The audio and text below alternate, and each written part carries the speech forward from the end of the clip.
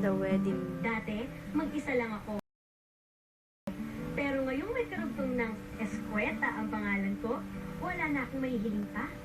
Except, isang sayaw kasama ang unang lalaki sa buhay ko, may Daddy June.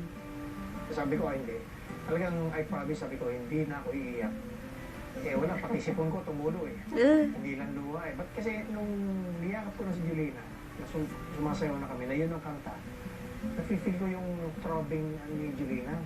Talagang may umiiyak siya talaga. Yung siguro, parang, this one way of saying na, Daddy, this is goodbye. Hindi na akong little girl mo. Hindi kami mapagsabi ng I love you. Pero that moment, talagang inakap ko na siya ng bongga. Yung hindi ko siya naakap nung bata pa ako, inakap ko na siya na inakap doon. Gusto mo sabihin sa dad mo na hindi naman yun yung last eh. Hindi porket nagpakasal ka na, parang goodbye na to, hindi naman yun eh. Kumbaga, bagong chapter nga lang ng buhay. And now, the new chapter of her life begins. At ang swerte ko lang dahil magsisimula ito sa akin. Ladies and gentlemen, please welcome Mr. and Mrs. Mark Escueta!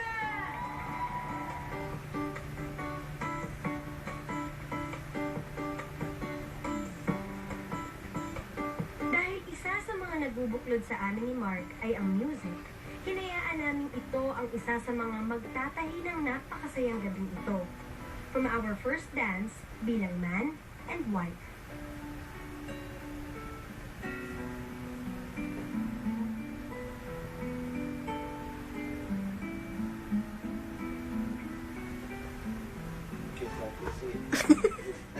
Bago lagi ni Papa. Ang nakakahidak na music na nag-set ng mood ng reception.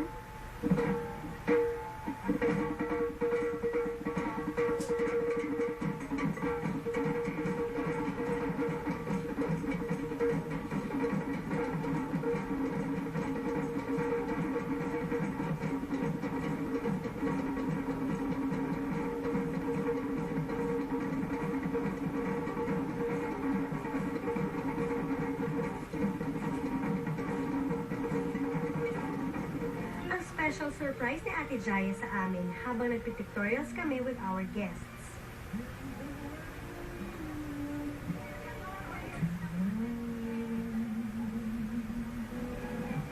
At ang special performance ng aking drummer boy.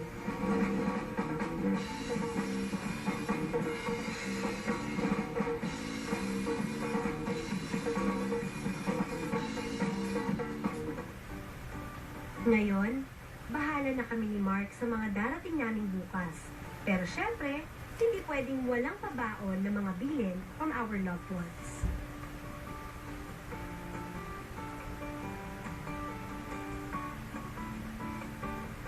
Talagang good luck, Mark. Si Julina kasi pagka yan natitense or pag na-stress, daldal ng daldal. Kuya Mark, good luck kasi baka gusto ka ng space sa cabinet. Kasi madami talagang hikay stock si Julina eh. Ate Julina, mag-stock up ka marami ng cookies and cream na ice cream, kaya matutuwa na si Kuya Pai. Una, siguro may sarili ka ng family. So, dapat alam mo na lahat kung paano magdadala yun. Although, huwag mong aalisin yung pagkakisay mo kasi para yung mga anak mo magkakaya mo rin na masayahin. Mark, alam ko, nakita namin talaga kung gaano mo kamahal si Julina. Gano'n mo rin kami irespeto. Sana magpatuloy lang yun. Muna ako yung Mark, congrats sa akin. Sobrang saya ko para sa inyo. Kuya to yan? Lagi lang dito. Isang text lang. Do not let go of those Gwapo yung tatay to si Green Mark.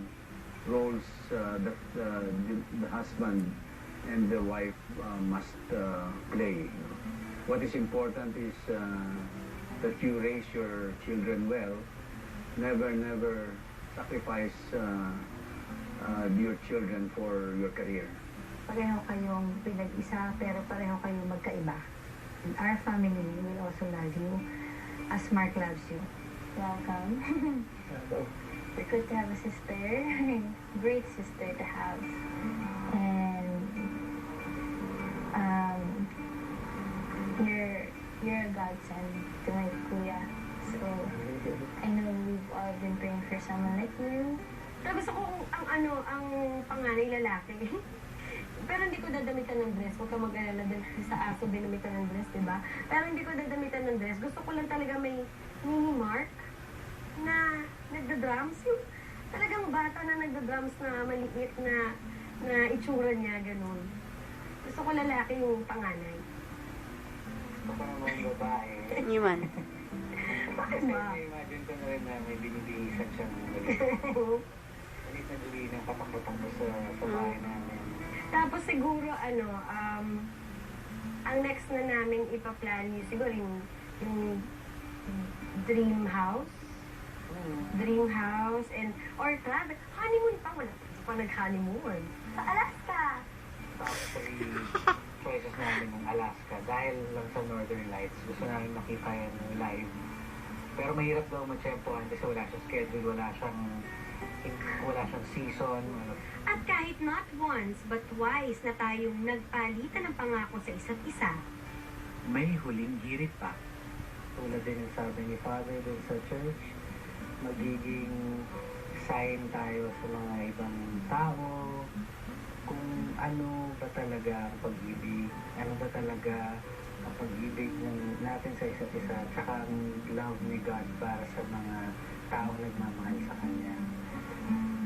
At matutupad yung pinapangarap nating manood ng sine na kahit 80 na tayo at magka-holding hands pa rin tayo, kahit na hindi ko na siguro naririnig yung audio mangyari. Gusto ko lang malaman mo na mula nung araw na yon, mas hanggang yung ngayon, at alam ko sa mga susunod pa, mas lalo kong nararamdaman na talagang wala akong ibang gustong makasama kundi ikaw. At alam ko natatanda tayo ng magkakampi at paglalaban natin